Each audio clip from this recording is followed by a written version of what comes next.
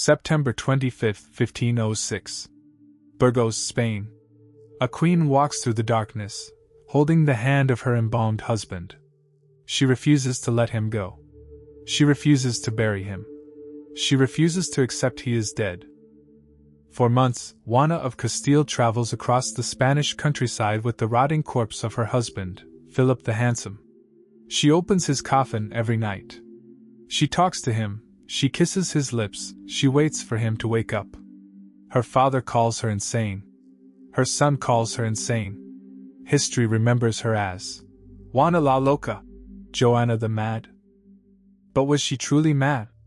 Or was she a woman driven to despair by the men who betrayed her, her husband, her father, and her own son?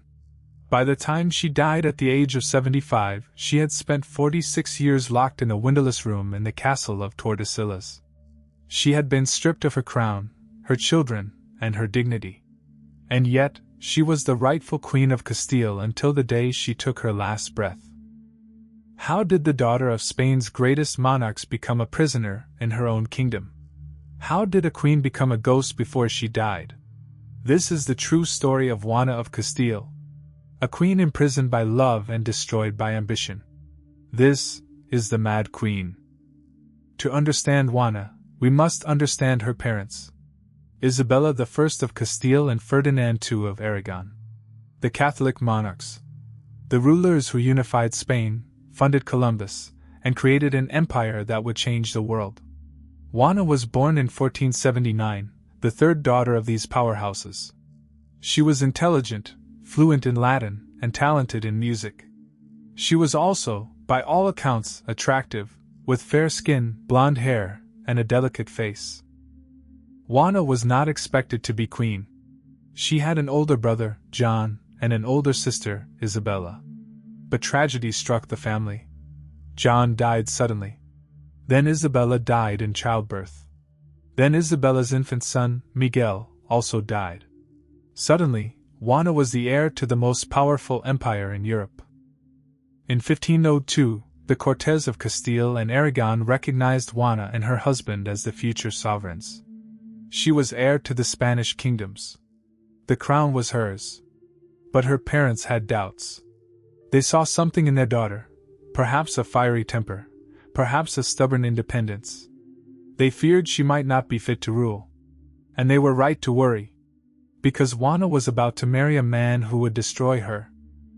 In 1496, at the age of 17, Juana was sent to Flanders to marry Philip of Habsburg, known to history as Philip the Handsome. It was a political match, as all royal marriages were. Philip was the son of the Holy Roman Emperor Maximilian I. Juana, in a moment that would seal her fate, fell deeply, desperately, hopelessly in love. Philip the Handsome was the most attractive man in Europe. He was also the most unfaithful. Juana worshipped him. Philip saw her as a stepping stone.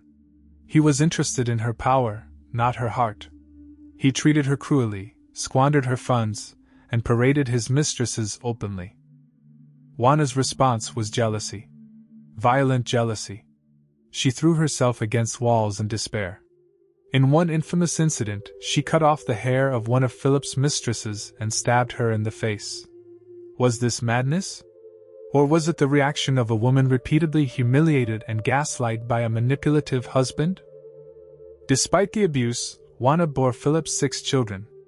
Her eldest son, Charles, would one day become Holy Roman Emperor, the most powerful man in Europe.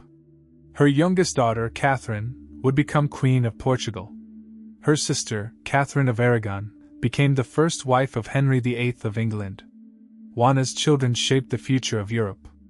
But Juana herself was being shaped into a tragedy.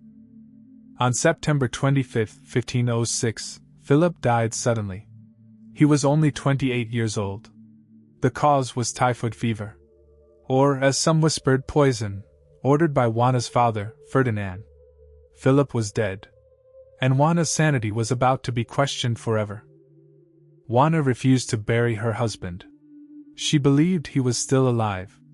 She sat beside his coffin, speaking to him, touching his face, kissing his lips. She insisted that the embalmed body travel with her everywhere.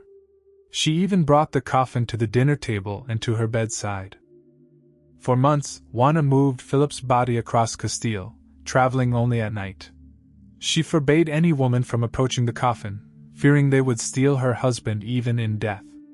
But was this true madness? Or was it a woman clutching onto the only thing that still connected her to her past, her identity as Philip's wife and the mother of his children? While Juana grieved, her father Ferdinand saw opportunity. He declared Juana incapable of ruling. He cited her unspecified infirmities and sufferings, and convinced the Cortes to make him regent. He wrote to foreign courts, spreading rumors of his daughter's madness. In February 1509, Ferdinand ordered Juana confined to the castle of Tordesillas. She was 30 years old. She would not leave for the rest of her life, 46 years. Ferdinand appointed a custodian responsible only to him. Juana was isolated, deceived, deprived, and subjected to appalling conditions. Her servants were dismissed and replaced with spies. She was a queen, and she was a prisoner. Juana was confined to a windowless room in the castle. She lived in darkness. She dressed in black for the rest of her life, mourning a husband who had been dead for decades. Her only companion was her youngest daughter, Catherine, who stayed with her until she left to become Queen of Portugal. In 1516, Ferdinand died. Juana's son, Charles, became the new ruler of Spain. He also refused to free his mother. Charles continued the farce, signing documents with both their names. But in reality, Juana was a ghost. Her son kept her locked away, using her title to legitimize his rule while ensuring she could never challenge him.